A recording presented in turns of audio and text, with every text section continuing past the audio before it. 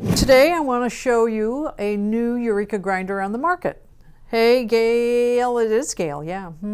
Let's start over.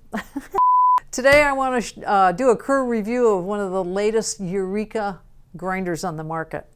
It is Gail from Seattle Coffee Gear, and right today I have the Silenzio. Now this is a one of the Minion lineup. It's in the Minion category, as you can tell. It has that same look, a little bit wider than the Minion. So what's different about it? Well, let me tell you what's the same first. It has the analog timer right over here. You can either use it or not use it,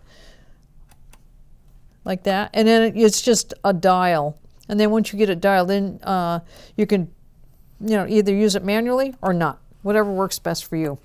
Has the rest right here for the portafilter, and that comes off.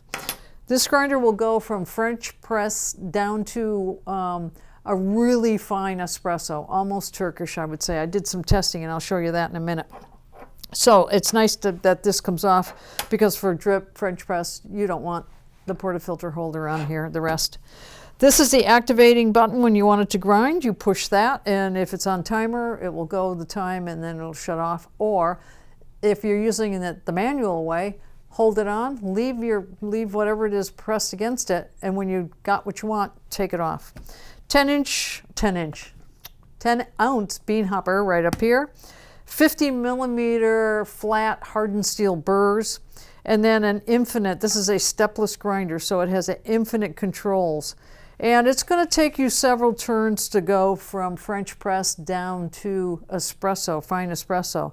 And this goes from 0 to 5. So you're going to have to remember how many turns you made if you do want to take advantage of that range. Also has a few beans in it.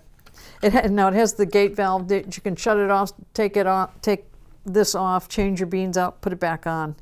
Also has a screw to hold the bean hopper in place so it doesn't vibrate all over. Make sure if you have that engaged that you unscrew that before you try to take the bean hopper off. Otherwise, you're going to break it. It is a metal casing with a little bit of plastic. Why is it called the Silenzio? Because they did some neat things inside to make it a little bit quieter. You want to hear? Let's throw some beans in there first, otherwise it isn't going to be a fair test, is it?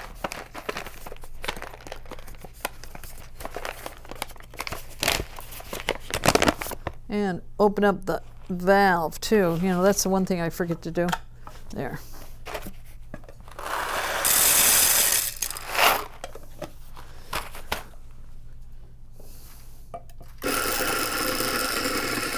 See how quiet that is?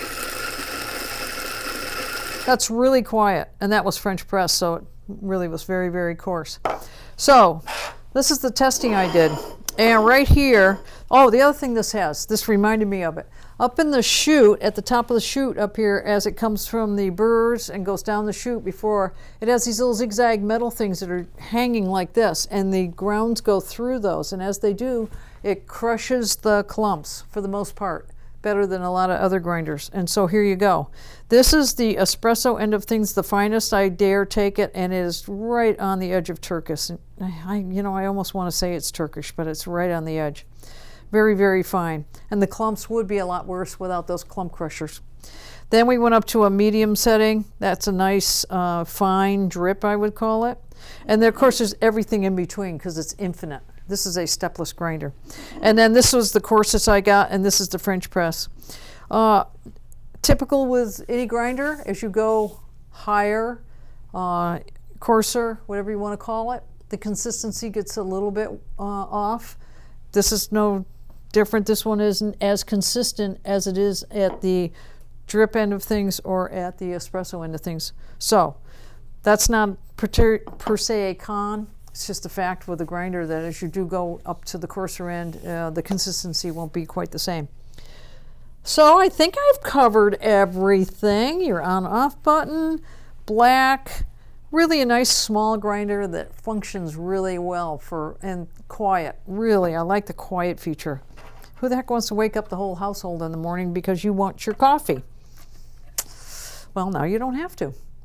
Thanks a lot for watching, and don't forget to put some comments down below. And what else?